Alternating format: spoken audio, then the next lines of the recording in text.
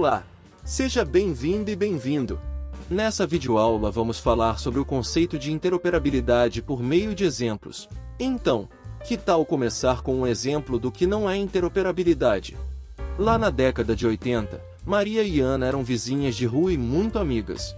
Durante um verão particularmente quente, o ventilador do quarto da Maria quebrou e ela correu para bater na casa da amiga para ver se tinha um ventilador extra para emprestar. Não é que Ana tinha e emprestou? Aliviada, Maria voltou para casa só para descobrir que não ia conseguir usar o ventilador, porque ele não encaixava na tomada. Pois é, durante os anos 80, o Brasil tinha 12 tipos diferentes de plugs, isso mesmo, 12 tipos diferentes de plugs e 8 tipos diferentes de tomadas espalhadas pelas construções do país. Casas de uma mesma rua podiam ter tomadas diferentes, já que não havia nenhum tipo de definição sobre qual plug e tomada usar. Aliás, nunca existiu um padrão internacional para tomadas, né? Você não conseguia garantir que um eletrodoméstico usado em uma casa poderia ser usado diretamente em outra casa. Muitas vezes, precisava-se de um adaptador para conectar o eletrodoméstico na rede elétrica. Sabe por quê? Porque não havia interoperabilidade em relação à rede elétrica. Agora, quer ver como você lida com interoperabilidade e nem sabe? No caso do ventilador da Maria, se fosse hoje em dia, ela já iria providenciar um novinho e iria ver os preços na internet. Ia acessar um site para fazer a comparação, por exemplo, o Buscapé, dizer o modelo que ela quer e apertar o botão para pesquisar. O site ia mostrar uma página com a lista das lojas que vendem esse tipo de ventilador e o preço, e a Maria iria decidir onde comprar o novo ventilador. Vamos ver o que acontece por trás desse aperto de botão. Assim que o botão é apertado, o sistema do site consulta todas as lojas cadastradas para saber o preço do produto informado.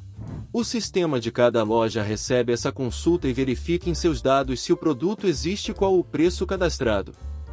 Então, o sistema da loja retorna para o sistema do site ou a informação que a loja não tem esse produto ou a informação do preço do produto. O sistema do site junta todas as respostas com preço e apresenta para Maria.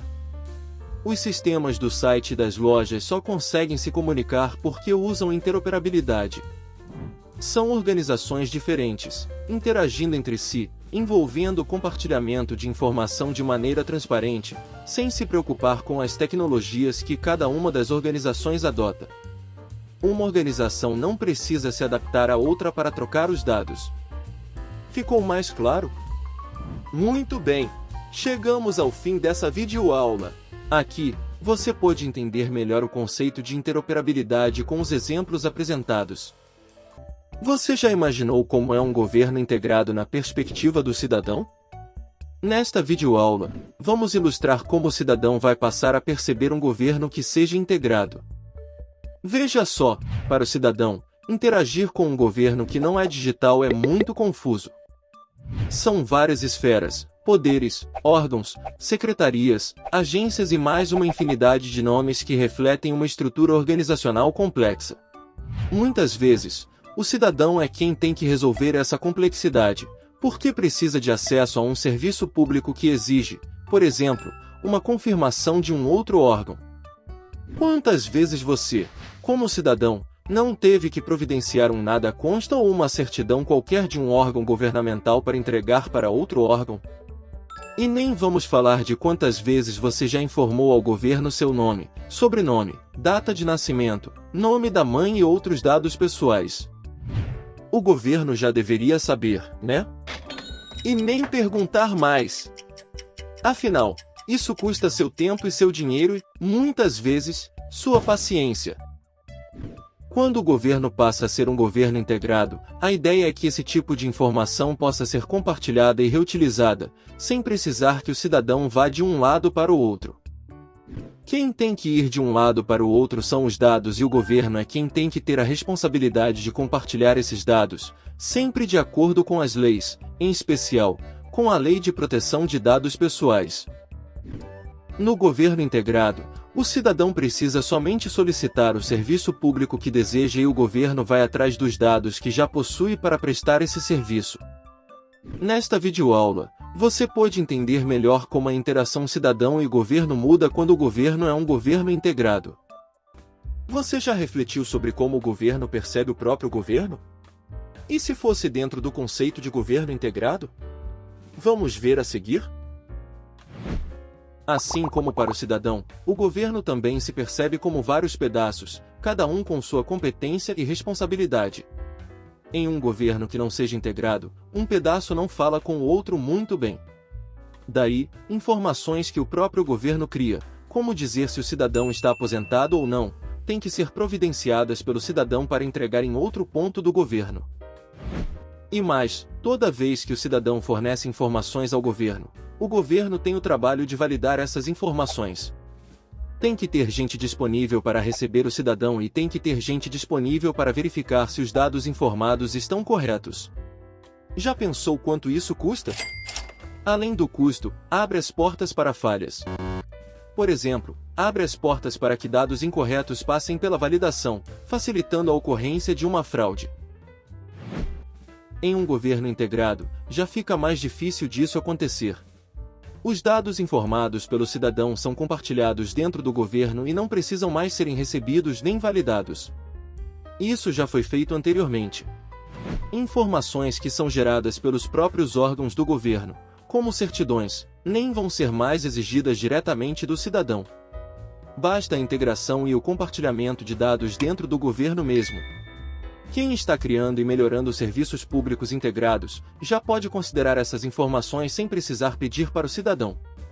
Nesta videoaula, você pode entender melhor como o governo pode melhorar quando passa a ser um governo integrado.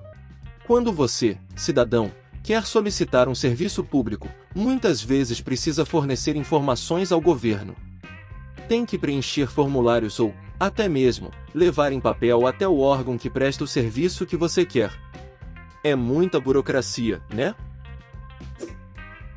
Pense, então, se você precisar modificar seu nome, porque casou ou descasou. Dá até dor de cabeça tentar lembrar onde tem que ir para atualizar todos os documentos. Mesmo se você for fazer isso eletronicamente, ainda dá trabalho. Isso porque os dados estão em órgãos diferentes com aplicativos de software diferentes, que não se conversam. Agora, imagine se você só tivesse que fornecer seus dados uma única vez? Mudou de nome, é só alterar em um único lugar. Esse é exatamente o objetivo do princípio Once Only, permitir que os dados do cidadão sejam reaproveitados, uma vez que já estejam no governo. Daí você não precisa ficar informando outra vez e outra vez e outra vez. A ideia é que o cidadão forneça os dados uma única vez e o governo se integre e compartilhe esses dados. Só acontece se o governo for integrado, viu? O cidadão ganha em tempo e dinheiro e o governo ganha em qualidade dos dados e em custo. A vida fica mais fácil tanto para o cidadão quanto para o governo, que pode trabalhar mais rápido e de forma mais transparente para a sociedade. Só não vamos esquecer que essa integração e compartilhamento de dados, especialmente os dados pessoais, tem que ser feita de acordo com a LGPD e outros normativos. Os dados devem estar seguros para serem confiáveis e o cidadão deve poder acompanhar como seus dados estão sendo compartilhados. Nesta videoaula, você pode entender melhor sobre o princípio Once Only. Chegou o momento de conhecer o catálogo de APIs governamentais. Vamos ver quais são as informações que você pode encontrar no catálogo. Já na página inicial, você pode logo encontrar a lista de APIs em destaque, que são aquelas que foram disponibilizadas mais recentemente e aquelas de maior uso pelos órgãos.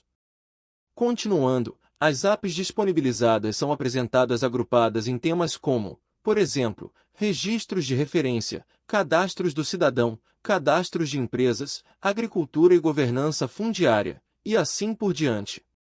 Se você quiser encurtar o caminho, pode ir diretamente no campo de busca e digitar uma palavra-chave para ver os resultados da pesquisa. Por exemplo, na busca pela palavra-chave orçamento,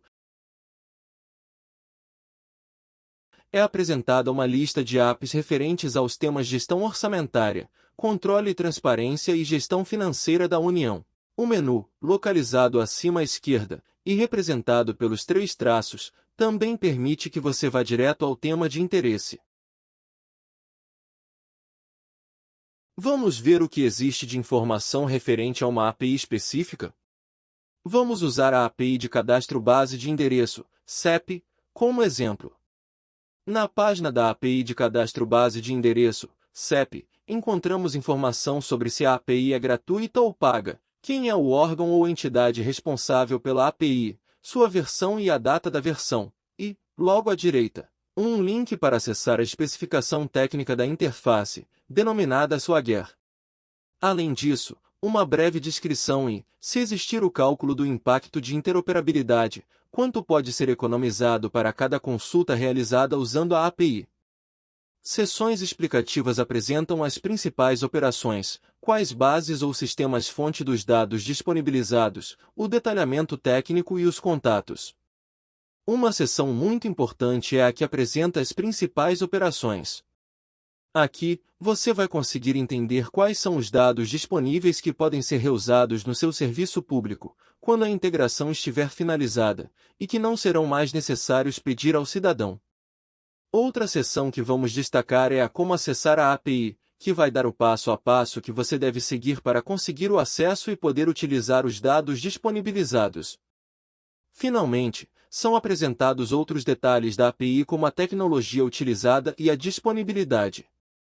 Agora, é com você!